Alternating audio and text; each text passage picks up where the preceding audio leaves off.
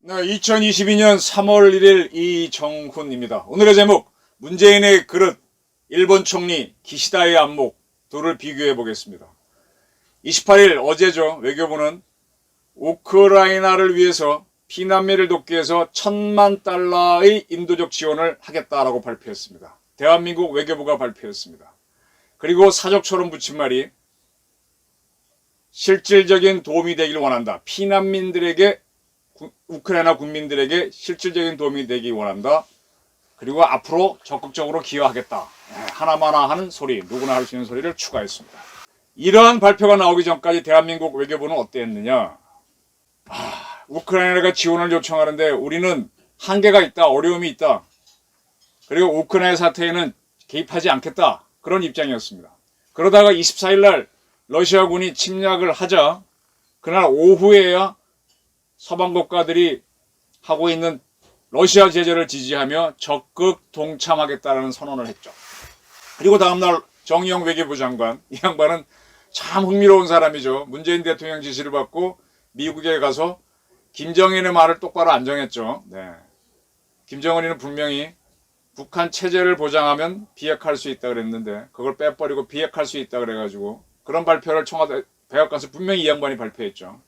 그래서 대사기국으로 끝난 미북 정상회담을 만드는데 크게 일조했던 분입니다. 이 양반이 국회에 가서 제재에는 동참하기로 결정했는데 몇 가지 제재를 고민하고 있다. 뭐 결정을 못해요. 결정장애인가?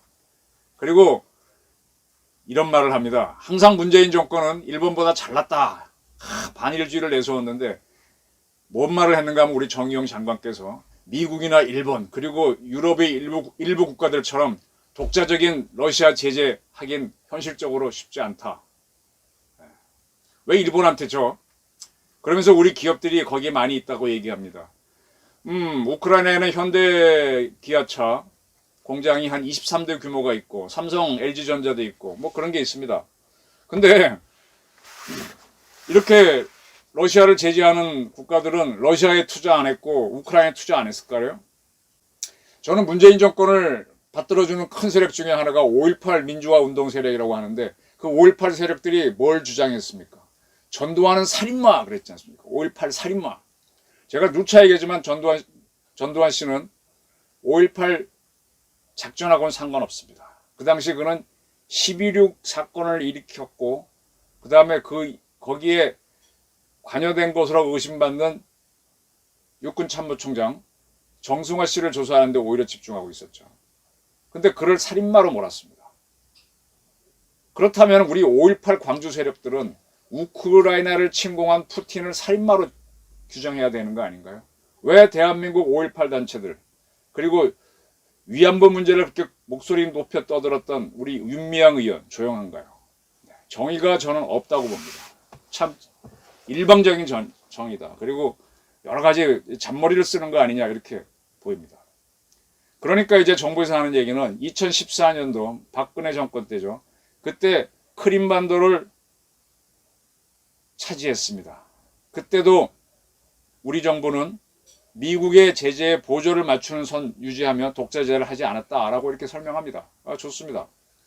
근데 이 정권이 박근혜 정권이 한 건 다 비난하고 적폐라고 하는데 왜 이런 거 따라하죠? 더군다나 이들은 정의로운 정권이라며. 그리고 지금의 국제정치하고 2014년의 국제정치가 다릅니다. 2014년의 국제정치는 러시아가 하는 걸 보고 하고 허용을 했다면 이번에는 두 번째는 안 돼 하고 다부지게 달라붙고 있는데 여기에 왜 빠져? 그렇게 박근혜를 비난해놓고. 그리고 이번 사태는요, 미얀마 문제하고 다릅니다. 미얀마 문제, 아프간 문제는 막 터모일하게 가도 서방사가 개입 안 해요. 국제정치가 버리는 겁니다. 근데 여기는 다릅니다. 미국이 자기 문제이기 때문에 개입합니다. 그러면 우리도 뭔가를 해야죠. 일본 소식 하나 전해드리겠습니다. 산케이신문 보도한 건데 이리저리 찾다가 우연히 찾아냈습니다. 28일 날 젤렌스키 우크라이나 대통령이 트위터에다가 일본 정부가 한 2억 달러를 지원하겠다고 발표한 모양입니다. 매우 감사하다. 그리고 이러한 거는 러시아에 대한 강력한 제재가 될 것이다 라고 트위터에 쓴 거를 일본 언론들이 보도했습니다.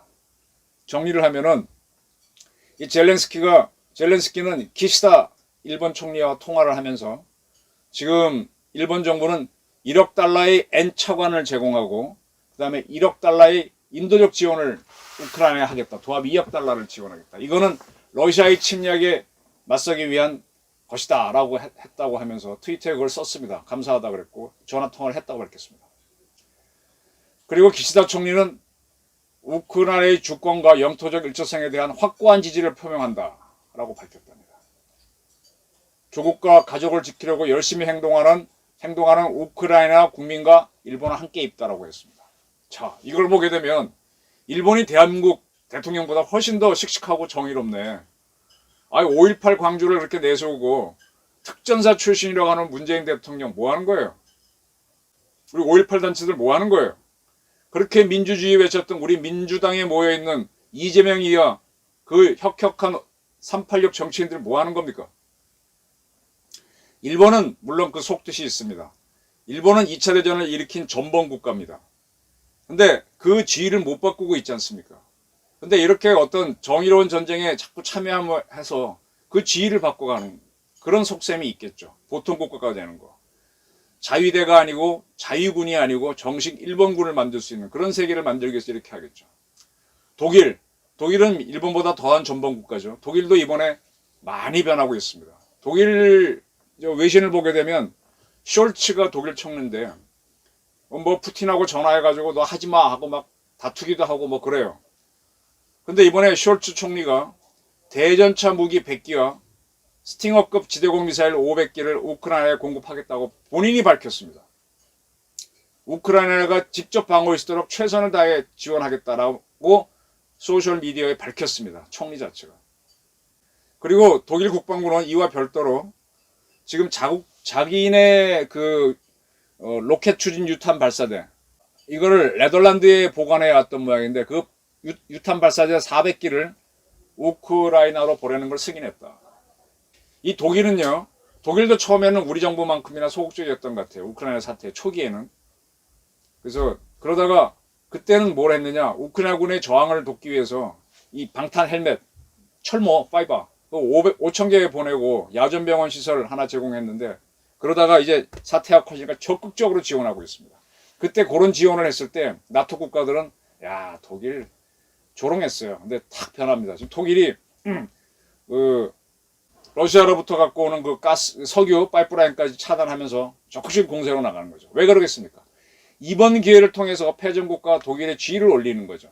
독일이 통일될 때 소련이 동의했기 때문에 가능한 거거든요. 이제 통일은 이렇습니다. 그 통일이 이룬 조건으로 독일군은 일개 군단으로 확 줄어들었습니다. 독일 경찰보다도 독일군이 적습니다.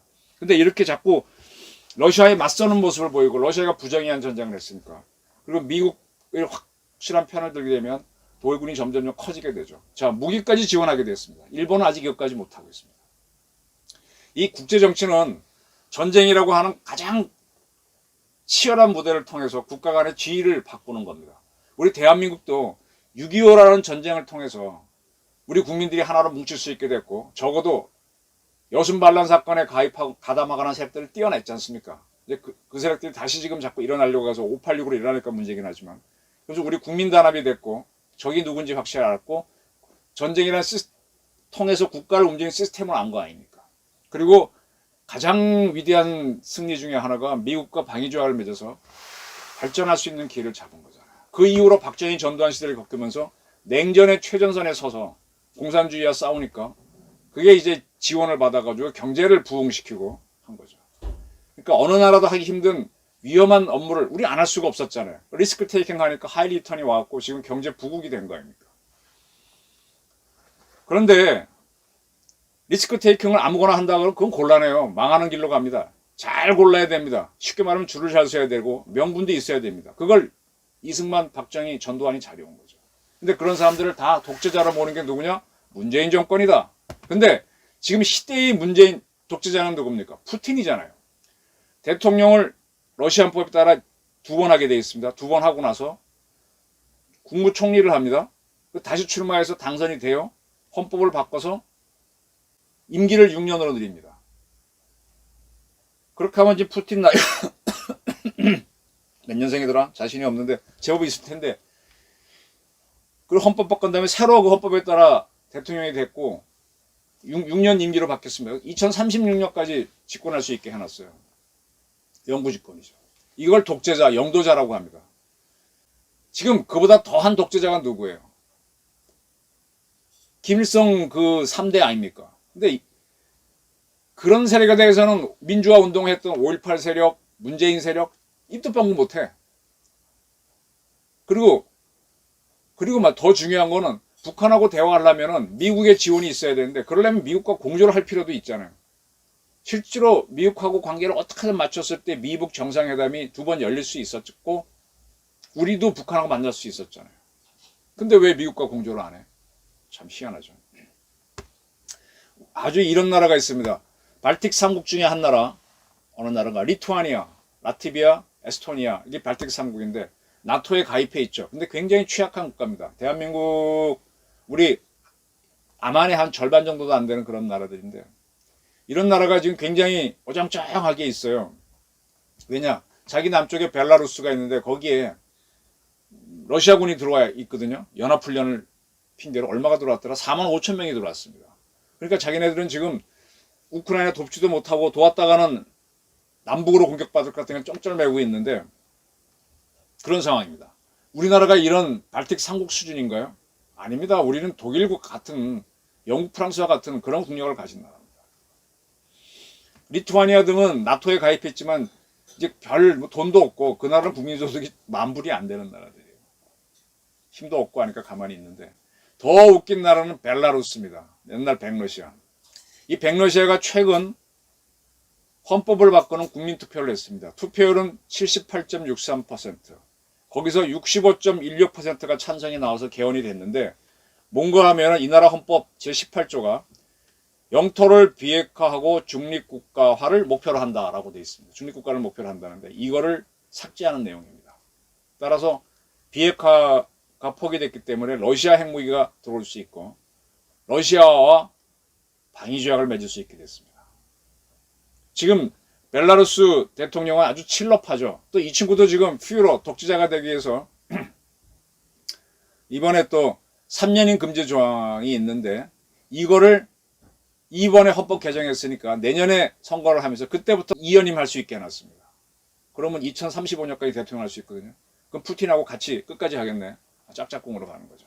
자, 이렇게 퓨러가 일어나는 나라들, 푸틴이나 벨라루스와 우리 대한민국이 발을 맞출 건가요? 응? 그런 나라들이 이런 짓을 하고 있는데 대한민국이 이렇게 빠지나요? 지금 미국은 3억 5천만 달러를 추가로 지원하기로 했다. 그 26일 발표고 27일에는 5,400만 달러 지원한다 그랬고 EU도 4억 5천만 유로. 유로가 달러보다 더 비싸니까 더 많이 지원하는 거죠. 일본 아까 말씀드렸고. 또 영국 총리는 우크라이나 주변 국가에다가 1,000명의 신속지원군 영국군을 파견하겠다. 프랑스 젊은 대통령 마크롱도 국방 무기와 연료 등을 더 지원하겠다. 공개적으로 밝히고 있어요. 네덜란드 중립국가 추진하는 약한 나라죠. 로켓 50발 뭐 이런 거 400발 이걸 지원하겠다. 그런 나라도 합니다. 그리고 뭐 기관총 200정, 연료 3,800톤. 그리고 벨기에는 더 작은 나라죠. 신속대응군을 300명 파견하겠다. 이게 중대 플러스급이네요. 이렇게까지 하고 있습니다. 체코도 나토 가입 국가인데 권총 3만 정, 소총 7천 정, 기관총 3천 정 지원하겠답니다. 이렇게 해야만 그 나라들도 전쟁 끝나고 나서 발전 기회를 잡는 거거든요. 폴란드는 말할 것도 없고요. 거기는 이제 난민들 수용하고 있고. 네.